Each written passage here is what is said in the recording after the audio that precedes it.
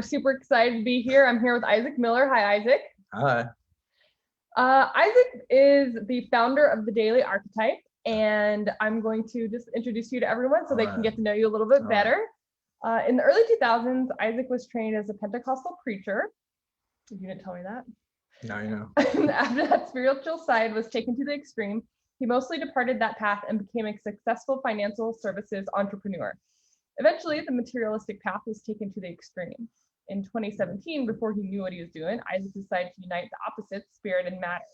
Since then, he has been on a relentless self-study to find the truth and help others do the same. He studies the work of Carl Jung and others. He's having trouble finding a place for those new to the Archetypal journal, or he was, to come together. So in 2019, he started the Daily Archetype group. And since then, it has expanded to several other media platforms with thousands of members, is now a fast-growing weekly podcast. He aims to continue to bring people from all walks of life to find themselves on the archetypal journey. Welcome, Isaac. Thanks. Oh, is that it? Okay. Yeah, thank you. It's all you, yeah. All right. So yeah, thank you for that warm introduction and everything else. So I'm going to, this is a conference about confronting our dark side and things like that. But I wanted to start off on a little bit of a lighter note. For those of you who don't know, I have a special, very special surprise guest, Rodney Norman or Leonard Nachumsky. I'll let you get to know him a little bit here, but we're gonna go right into that. And yeah, I'm just going to ask him a few questions. He'll just be on for a few minutes, and then I'll go into a little longer presentation. And we're going to get to know him as a philosopher, and he does mix in some humor with it just so people aren't taken too off guard. So he's a philosopher, and also we may talk a little bit about his bid for the United States presidency. Rodney, I think you're with us. We're going to bring you on. Hello? Oh, Hey, how's it going? Good. Or should I call you Leonard, actually? So, Leonard works. McCrunsky, Okay, or yeah. Leonard McCrunsky. Some people say Leo. Some Okay. people say you. Hey, you. Mr. McCrunsky, Mr. Leonard McCrunsky, Mr. Leo McCrunsky. Sounds good. I think I got them all. Yeah, that's a good list. So we're actually having a conference right now. So I know you're a philosopher. That's why I wanted to try to get you on at least for a couple minutes and ask you, what is evil, and how does evil differ from good? How can we tell the difference?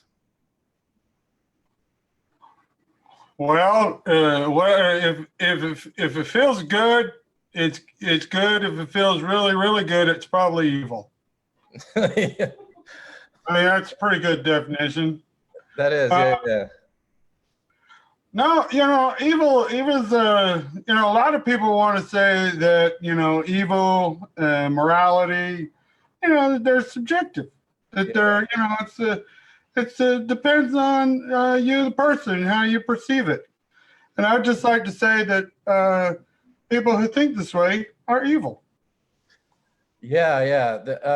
Because that's what I was wondering too, is the kind of the follow-up question is, once we know what evil is, how do we decide who evil people are, or if we ourselves are evil?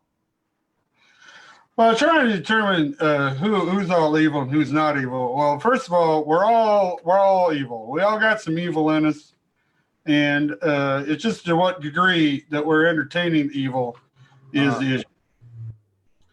How much darkness are you letting out, and how much lightness you're letting out determines on your evil. Right. Not to be confused, of course, but evil can evil. He spelled it wrong. Oh, did he spell it wrong? Yeah, he did some evil stuff, but then, he wasn't the best.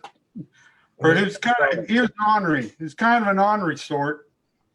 But anyway. Wow, I appreciate you having a evil Knievel thing on short notice. It's with me all times. Okay. So how can we overcome evil and the darkness? How can we overcome it? You know, Lock screen window. a lot. Screen. Pane.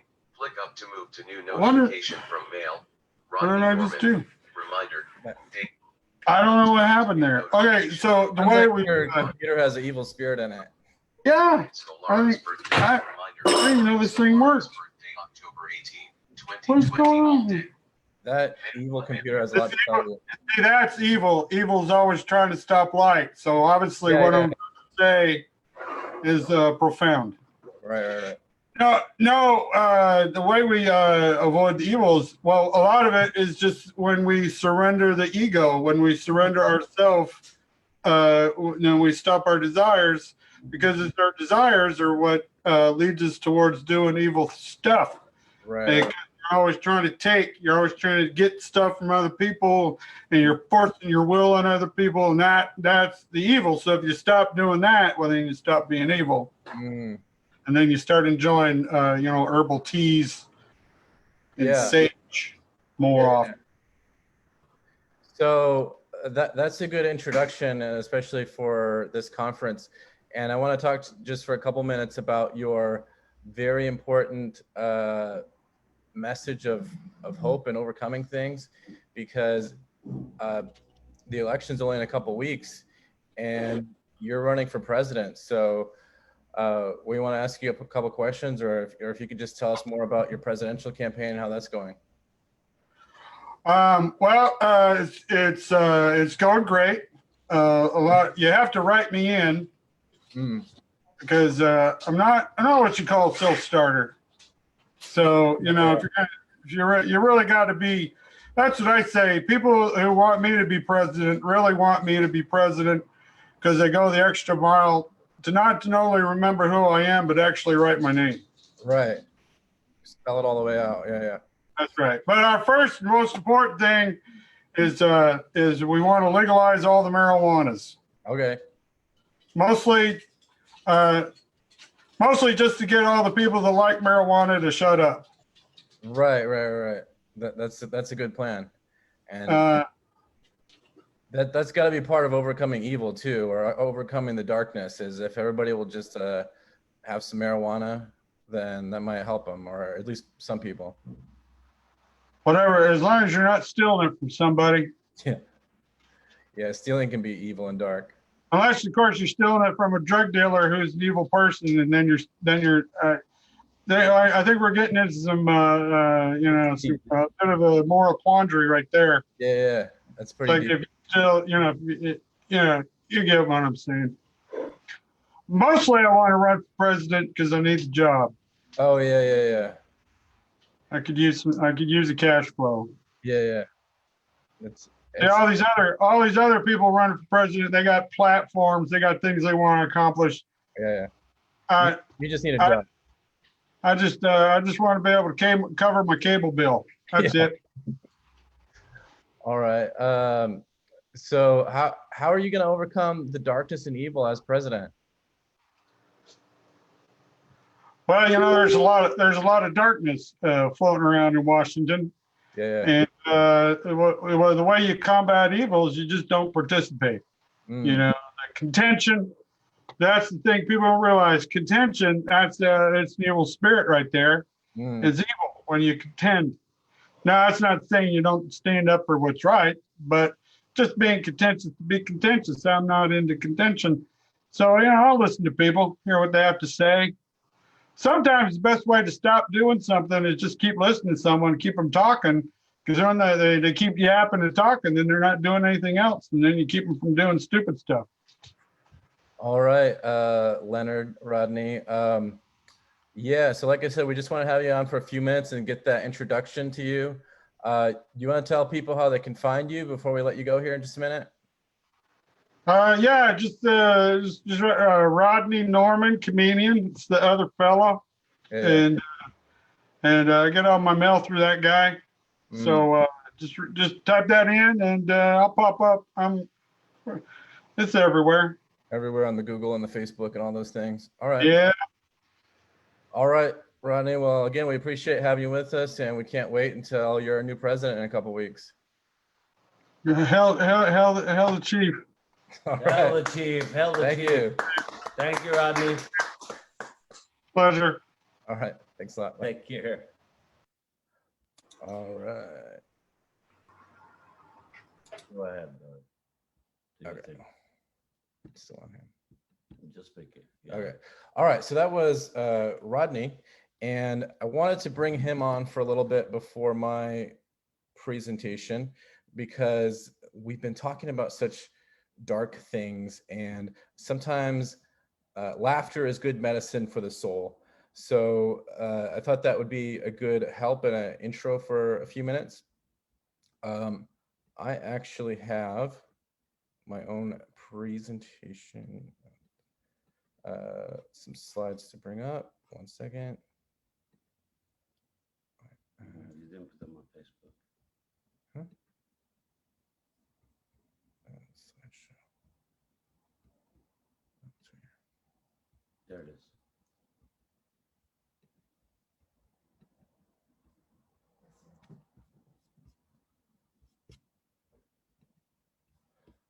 I'm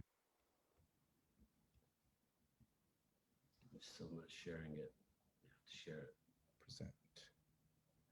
Okay, and so by the way, some people on Facebook might have come in just to get the chance to see Leonard for a few minutes. And so that was that for him. I'm going to do a little presentation on the theme of this little Zoom conference we're doing, which is about facing the shadow, or sort of facing our darkness, or our darkness in the world. And this is a Jungian conference, so I'll have a few Carl Jung quotes.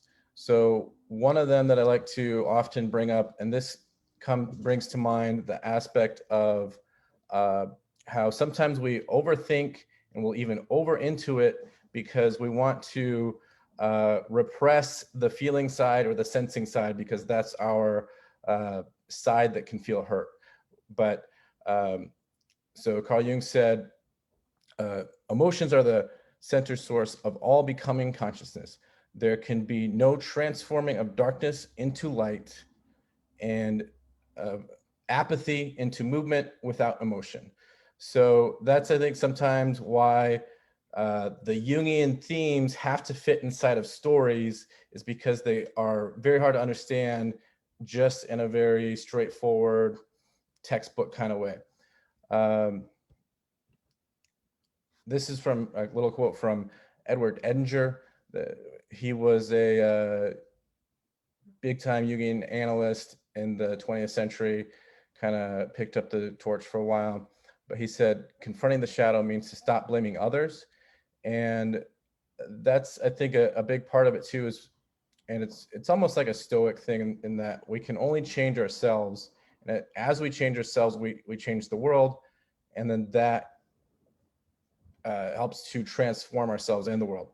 This is a little thing I got from, I actually got it from Instagram, but what I try to do really is I try to put together like these kind of concepts for dummies, or for anybody, like Jungian analysis or whatever, depth psychology for dummies.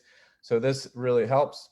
So step one to accepting your shadow is to, well, accept it, make friends with it. One letter got cut off, but you need to explore it through meditation, through feeling your feelings. Journaling helps. And also you can even, don't just forget your dreams, write them down if you can, or record them somehow. And then you want to have compassion on yourself and compassion on others, especially relationships that you may have been projecting shadow onto. You also want to find your inner child and nurture it. So the little cartoon says, because some maybe later will just hear this audio, he says, I love you and I'm here for you. And this is kind of the idea or a concept, the way this is drawn out in this little fun cartoon of active imagination. So Carl Jung would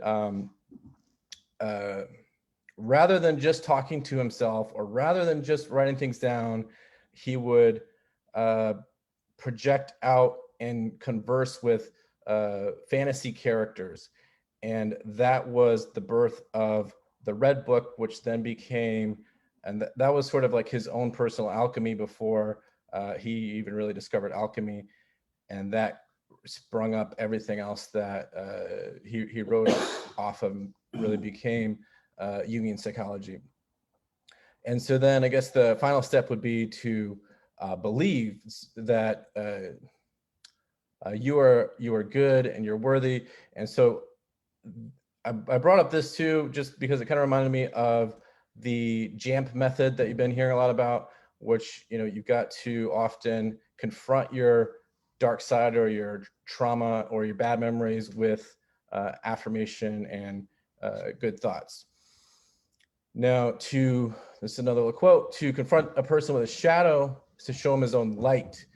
And which I think that's sort of like the often misunderstood thing is it's shadow because we've repressed it.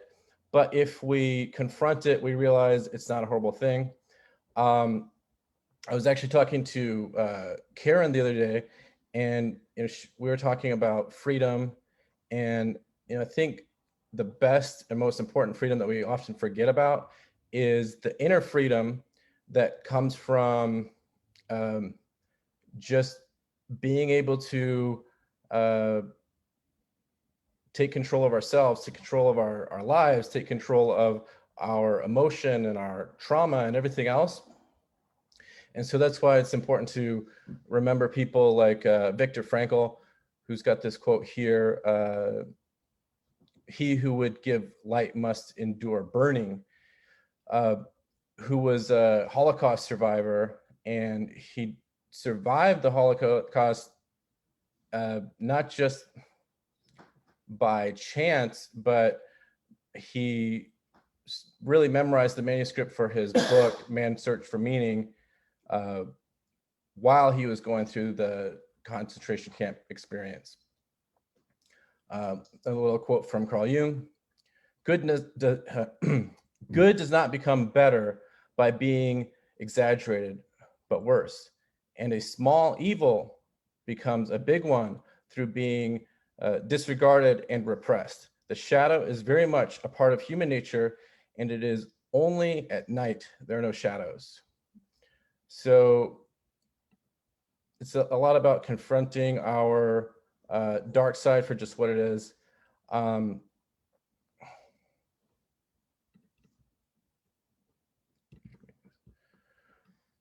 So Carl Jung also said that the shadow is a tight passage or narrow door whose painful construction no one is spared, who goes down to the deep well. So that's something important to remember too when confronting a person's dark side, either in yourself or your own relationships, is that it's a painful thing and it's not going to be easy. And just like they're talking about with even the JAMP methods and everything else, you can only go down for so long, and if you're not careful, that side will want to take over, which is actually one reason why I put up this movie that some of you may or may not know.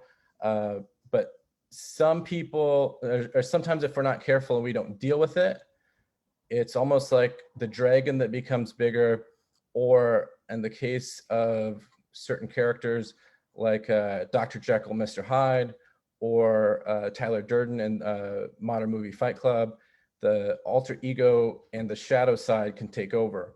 So that's something to definitely take control over. Now, I brought up this alchemical image of sort of the. Why don't you do the Brad Pitt part, what he says? I think it's very Okay, sure, yeah. Whoops. It's okay.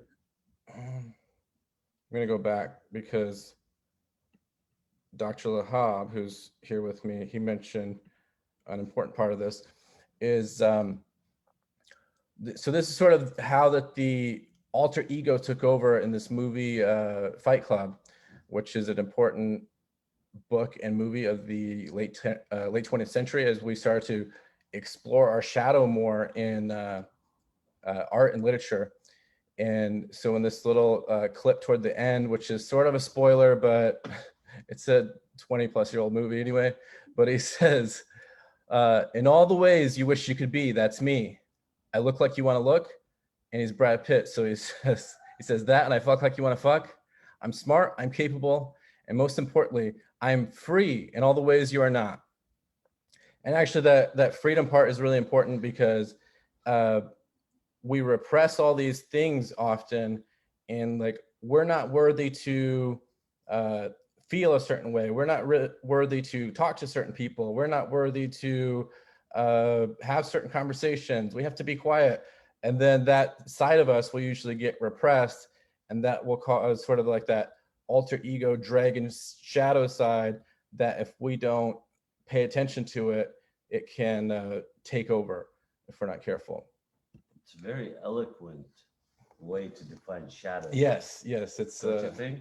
it's a modern yeah. movies. Chuck Palahniuk, who wrote that book, he did a very good job of outlining the way that it manifests today, because the way that it's manifests in modern and postmodern times is going to be very different than how it manifests in 100 years ago or 200 or 300 years ago. And that movie and some others that came out about that time do a very, very good job of exploring that.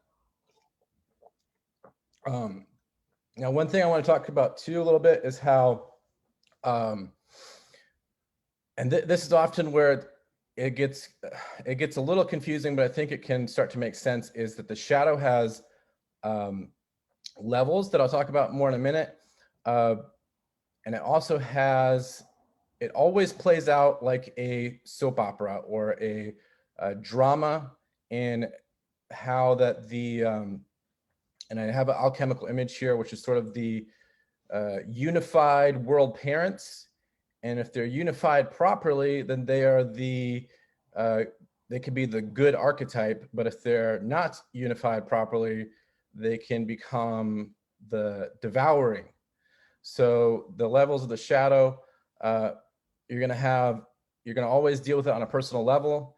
And then it's important to realize that contrasexual aspect of it. That means some repressed sides that may be masculine or feminine, and those may differ depending on how masculine or feminine you might normally act in your persona that you may or may not be conscious of.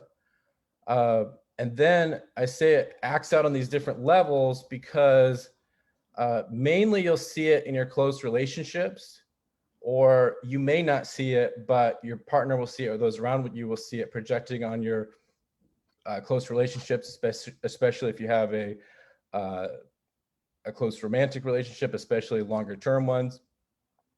And then ultimately it'll get projected into the collective society.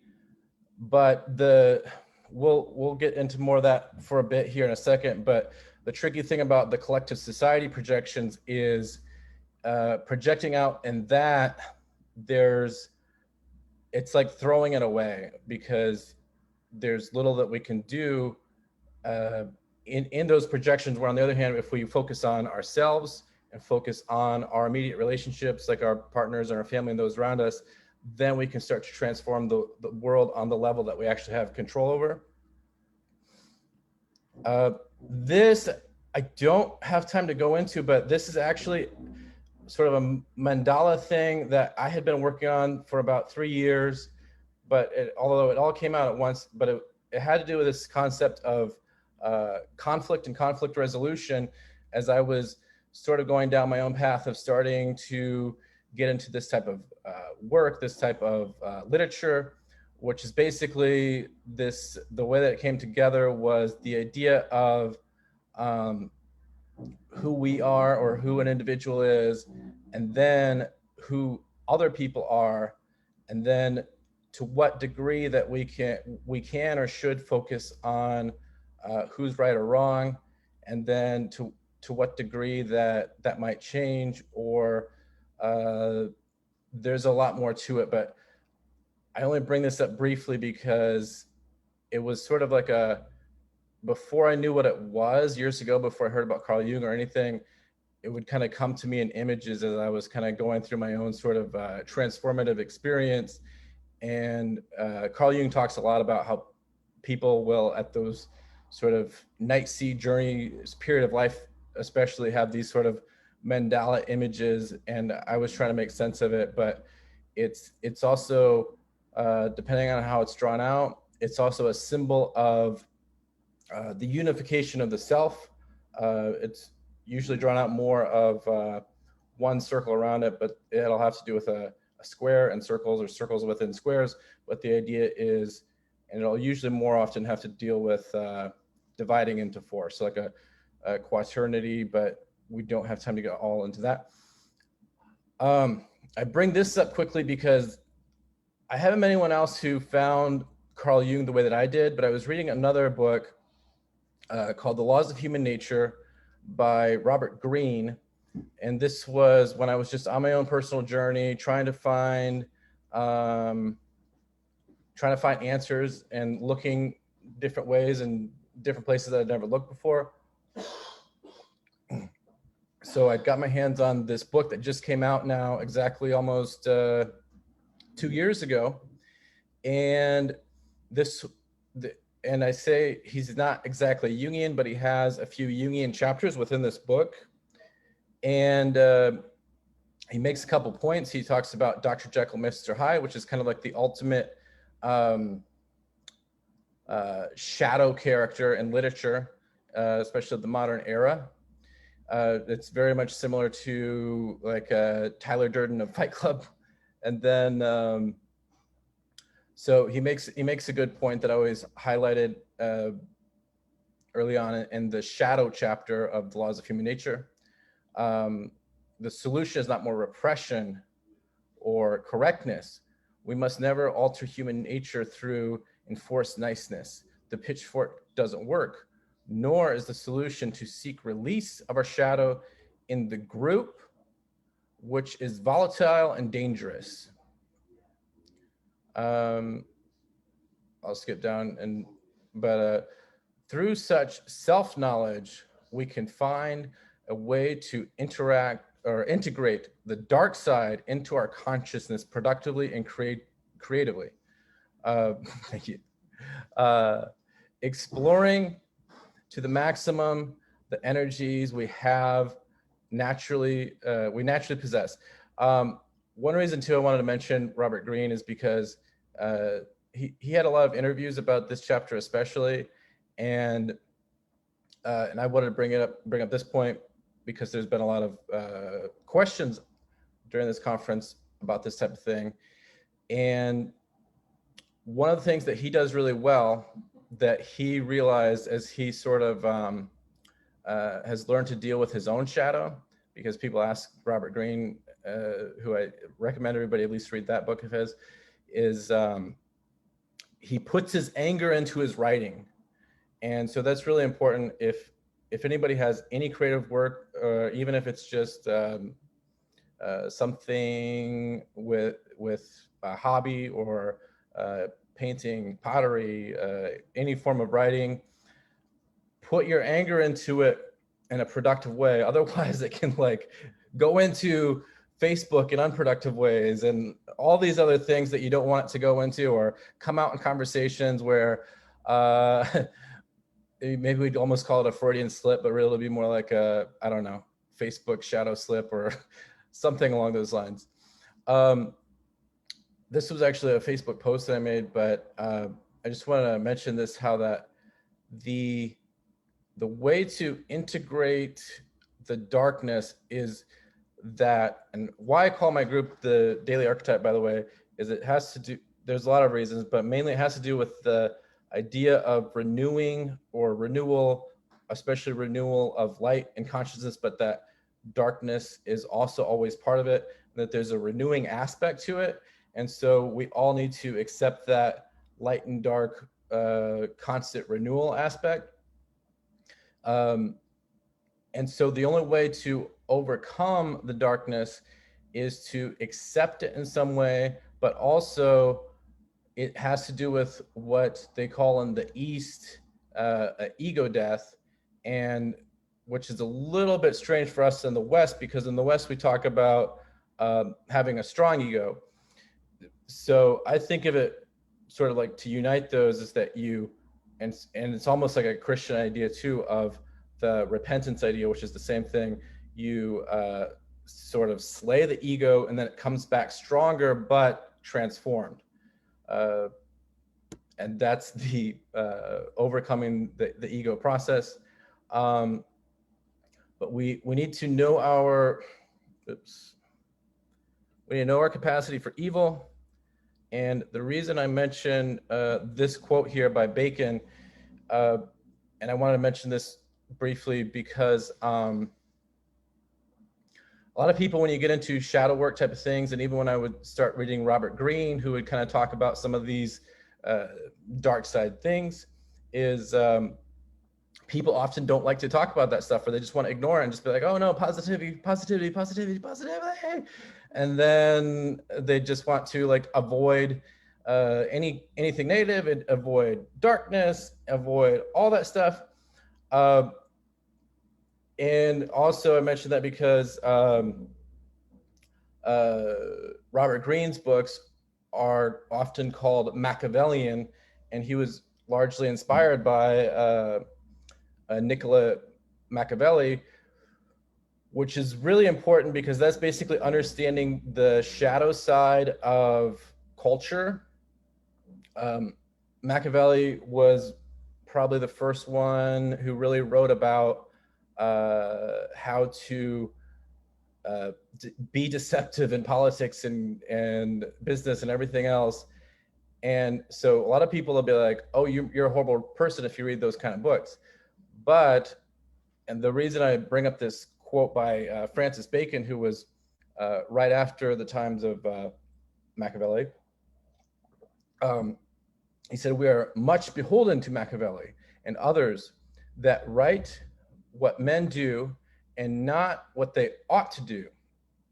For it is not possible to join serpentine wisdom with the Columbine innocency, except men know exactly the conditions of the serpent.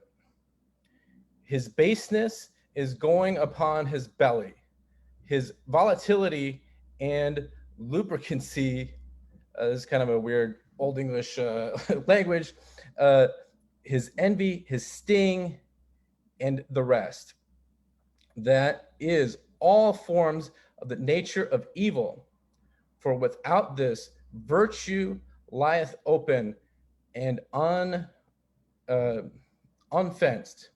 Nay, an honest man can do no good upon those that are wicked, to reclaim them without help from the knowledge of evil.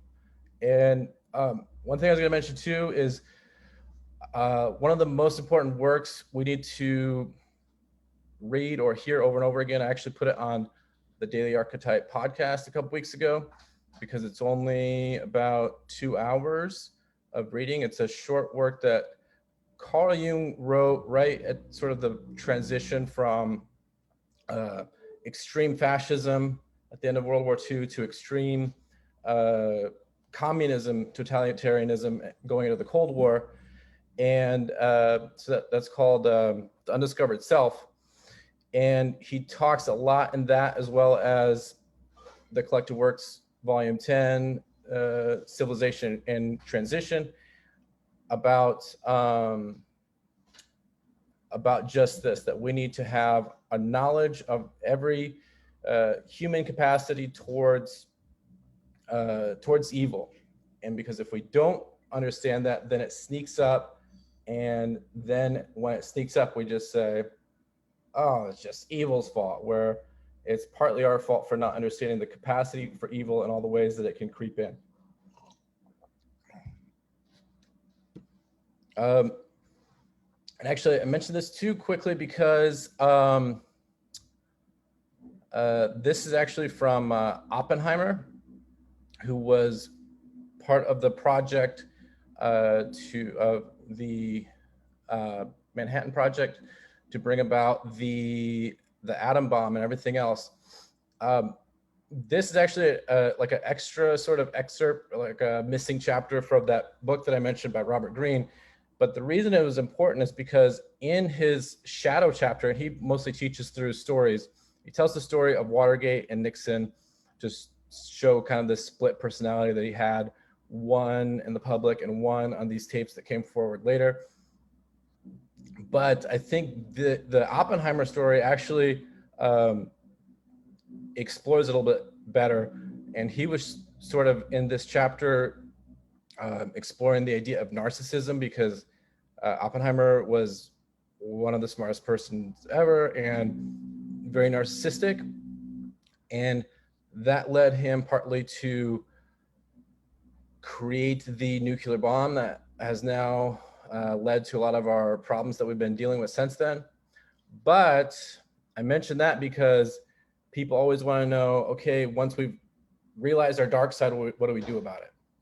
And after Oppenheimer brought about the nuclear everything, and although if he didn't, I'm sure someone else would, so it's in a way maybe better that he did instead of others, is then he brought up resistance to it.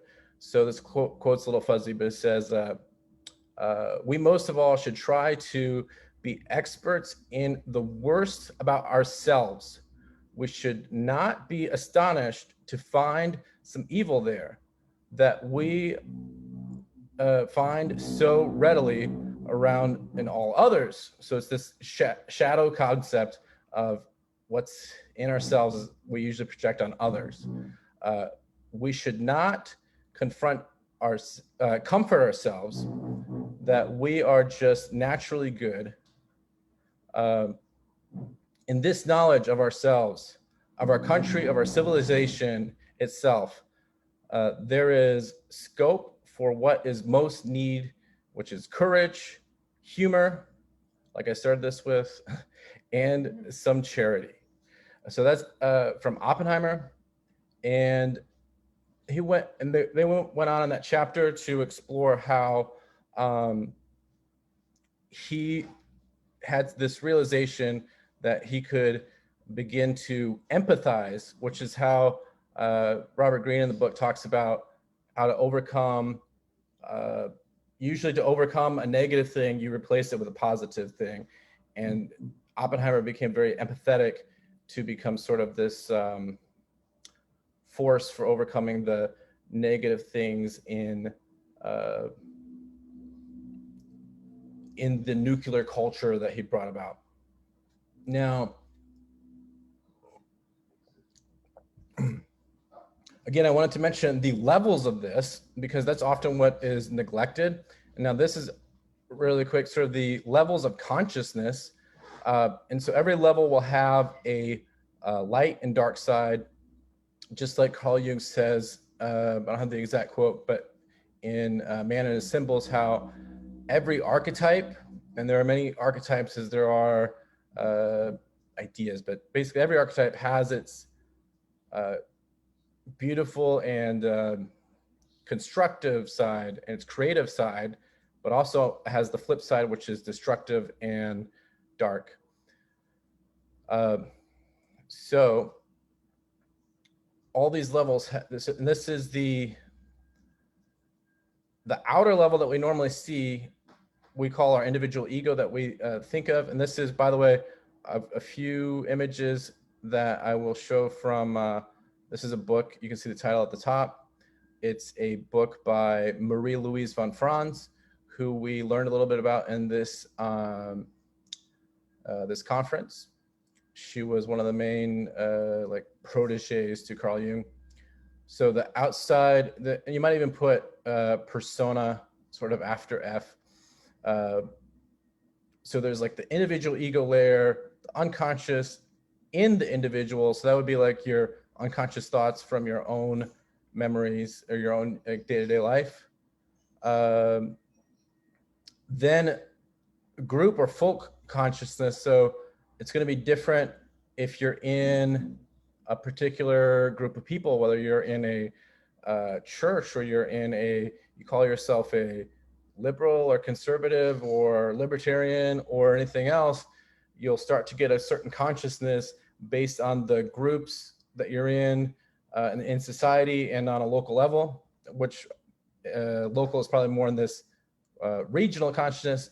And then we get into the collective unconsciousness of mankind, and then the unified layer that is hard to even talk about, but calls it the unus mundus, sort of that deepest unity of the opposites, or almost like the Tao or the yin yang, as they would probably call it in the West. Now, one of the things that's really interesting about this book, by the way, is how how we also learned in this conference, Marie-Louise von Franz was very interested in finding things like the one world theory in her own way, and was very close with Wolfgang Pauli, who was also associated with Oppenheimer, by the way. But the idea of finding these levels and patterns in reality, whether it's on the atomic or subatomic level, that would then manifest not just in nature, but also in psyche. So I don't have time to get in all these graphs, but I definitely recommend the book here by Marie-Louise von Franz. But it's all about uniting self and ego and spirit and matter, which and like I kind of like mentioned in the little intro, is that we'll often go to one extreme or the other, but we want to unify all these different sides. And so it actually plays out not just in ideas and thoughts and everything, but into our life. And sometimes that starts through writing and interacting with people, and then it'll give us a path to follow. A little bit from her book real quick is, I had this cut off, so I'm going to pull it up real quick. More human beings are tortured and killed in the name of all these isms than die as the result or the force of nature. Behind such isms are the projections of our own inner unrealized opposites.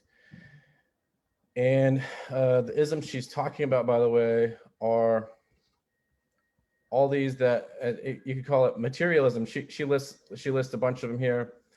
Materialism, communism, socialism, fascism, liberalism, intellectualism, all these things that we can, as Marie-Louise von Franz says, we become completely possessed by, because they will come through the group consciousness, which is something that I didn't really mention, but there's like a collective consciousness, which is really another form of unconsciousness. And then that will often give us these possessions by all these group ideas, which are going to seem great, and they might even be great on some level. But the problem is when we get possessed by them and we start doing things that we don't know why we're doing it, and rather than taking part in our own lives. And I wanted to try to kind of like bring out some ideas of hope in a way. This quote was actually, I think, from some, not actually from Dostoevsky, but from a Russian poet that said, the darker the night, the brighter the stars. And the reason that's important sometimes is as we go through dark times like we're going through now, or dark times like Carl Jung and Marie-Louise von Franz went through with the world wars and the start of the Cold War, you'll be able to more brightly see the real light, which is people that want truth and want to do the right thing. I won't really get into this right now, but Carl Jung said, no one stands outside humanity's black collective shadow. So which is the tricky thing, or one of the tricky aspects to it, is that we're in it. And like so many things, like being in a period of history, being in in a marriage or being in a relationship, when you're in that thing, like even in a conversation, if you look at it afterwards, it's going to look different than while you're in it.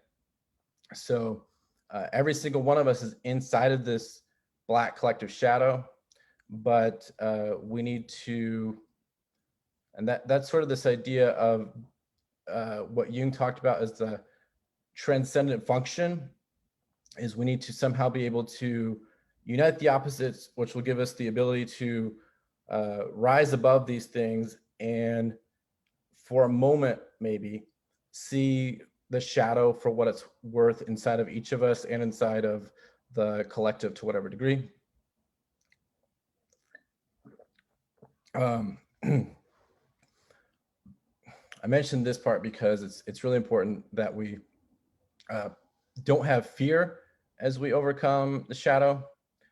We need to have some definitely respect and compassion and care for it. But I think of, there are real hero figures in our history. Like there's some that people might not completely believe in, but there's some that I don't think can be contested. Of course, Martin Luther King Jr., Gandhi, and Socrates, I think, are some where they fit that hero archetype, at least in certain instances. And they'll often talk about this idea that, as Gandhi said, fearlessness is the first requisite of spirituality. Crowds can never be moral. So I wanted to mention that, and that the crowd is going to quiet out the voice of the individual. This is from Eric Neumann's Origin and History of Consciousness, which is another really important book that I recommend for anybody getting into these kind of things. It's on audio too now, which is great. But he said, thus, the great mother is Ouroboros, which is another whole thing of it's the united of the opposites in their pure nature, but it is terrible, devouring, beneficent, and creative. So it always has this dual nature of destroying and creative at the same time.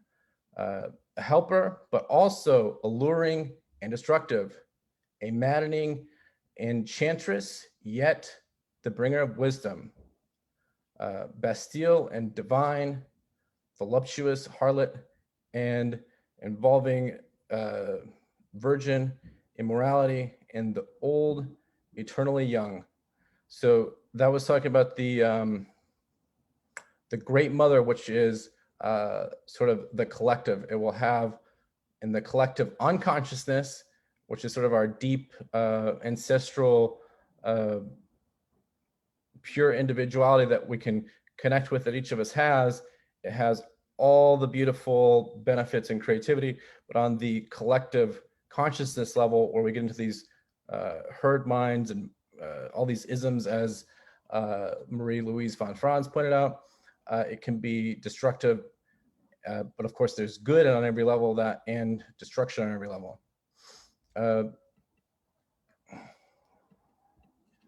The dark does not destroy the light, it defines it. It's our fear of the dark that casts out the joy in the shadows. That's a little quote by Brené Brown. And again, I think that's important to realize that the power is not in the darkness, it's in the light, and it's our courage to overcome it. A quick little quote by Carl Jung: the shadow is a moral problem that challenges the whole ego personality, for no one can become conscious of the shadow without considerable moral effort. To become conscious of it involves recognizing the darkest aspects of the personality and as present and real. This act is the essential condition of any kind of self-knowledge, and it therefore, as a rule, meets with considerable resistance. Indeed, self-knowledge as a psychotherapeutic measure frequently requires much painstaking work extending over a long period of time. Again, that's Carl Jung, and we need to remember that it is a challenging effort, but also not be afraid of it. I bring up this artistic, I'm going to be done in just a couple minutes, but I bring up this artistic image of David slaying Goliath. And the reason was because this is kind of a old Jewish symbol of a regular person kills this collective giant that everybody had projected on. And then the amazing thing is he's still the same person, but all of a sudden he becomes feared just by overcoming this thing. And so I think of that metaphor as a internal thing, is that if we overcome our giants on the inside, then people might not see it right away like they would if you slayed a literal giant, but you become courageous and can overcome anything. That's going to come through the path of self-forgiveness and self-compassion, which I had mentioned a bit earlier, which is the tricky thing, is because you have to see the overcoming the darkness you can't overcome it with more darkness. Like Lahab and I were recording a podcast a few weeks ago and mentioned the idea that you can't bomb darkness, you can't bomb evil, you can't fight it, but you actually can only overcome it with compassion. And it starts on the level of yourself and the level of those around you, and then ideally then give it an outlet through creativity. Read that definition, Isaac. That was really good about forgiveness. Oh, yeah. I'm not sure I got this quote. I can look it up. That's okay. I can look this up later, but I almost skipped this quote I had here. Forgiveness is not always easy. At times, it feels more painful than the wound we suffered. To forgive is one of to forgive the one that infected it, and yet there is no peace without forgiveness. So it's, again, one of these things that we often forget in the sort of feel-good culture that we find ourselves in, of we don't want to do anything that makes anybody feel bad, especially ourselves often, but forgiveness, starting with ourselves, is one of those things where it's painful at first, but it gives that lasting healing. And then this is an important quote that I talk about a lot. Sometimes one of the things that I often say even today is just that it's tricky. It's like this tricky game. It has these tricky levels. And there's this archetype figure that Carl Jung often talks about, and this idea goes back thousands of years, which is the figure of the fool, or the archetype of the trickster. And Carl Jung said, the figure of the trickster, he is the forerunner for the savior. And like him, God, man, and animal at once, he is both subhuman and superhuman, a bestial and divine being whose chief and most alarming characteristic is his unconsciousness. So that's important, because when you decide to overcome things in the world by overcoming yourself, you need to kind of go into it like a foolish journey. And that's how every hero's journey starts off, is really a fool's journey.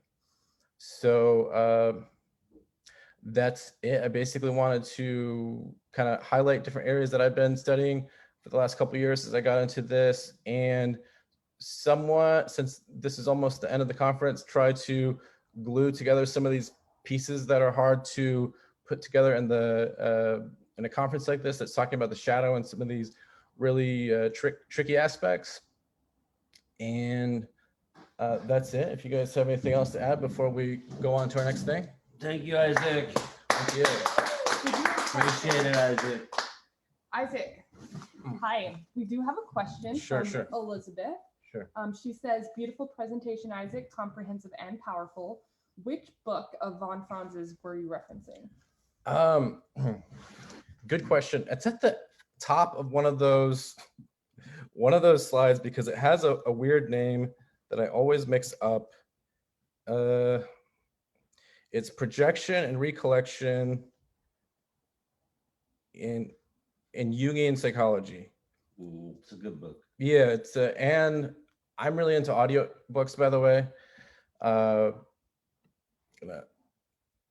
stop sharing. I'm really into audiobooks, by the way, and that is available on Audible, which I highly recommend, as well as Eric Neumann's Origins and History of Consciousness, which just came out recently on Audible. Anything else before we go on to the next thing? Come here. I have another question, Sure. Isaac. Sure. So we just wanted to say that we really appreciate you coming in and kind of helping us bring these concepts together. Do you have a recommendation for maybe a more basic book where someone can kind of learn these concepts? Good question. One thing that I tell people often is that is a tricky thing, because the whole tricky thing with understanding archetypal psychology or depth psychology is that it's really deep and it's really complicated, and so you almost don't want that. It's a little bit of a paradox, but the books that I mentioned are probably two of the ones that I would say to get to first, by Neumann and Marie-Louise von Franz. And then another one, like I mentioned, that is, I put the audio reading on my podcast a couple weeks ago, The Undiscovered Self, is one that, and I also included the short, like, it's the only like comprehensive, like one essay that Carl Jung did specifically on the shadow, only took like 6 minutes to read.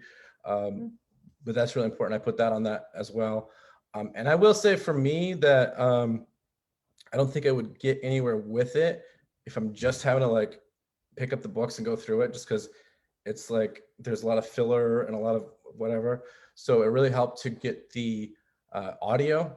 And also if you find the YouTube channel, Daily Archetype, as well as my Facebook group and everything, we get into a lot of that, as well as I put a lot of links in my playlist on the YouTube channel of audiobooks and things. And which is one thing I really advise people to sort of answer this question, is to try to get into audiobooks as much as you can. And it might be a little tricky at first because it's like a adjustment, but once you get into it, it's really worth it.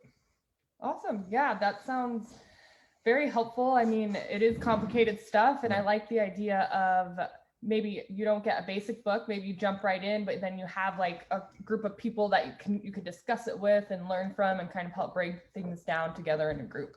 Yeah. Like, so where can you tell us one last time where people can find more about you and the Daily Archetype? Oh yeah. So and that's a good point too, Karen, that when I was trying to understand these things, because I wanted to like really understand on whatever level that I could, and which, by the way, as I've been getting to know Karen a little bit, I told her that I had really loved getting into this because other things that I got into before I would get bored with, whereas this is like such an infinite thing.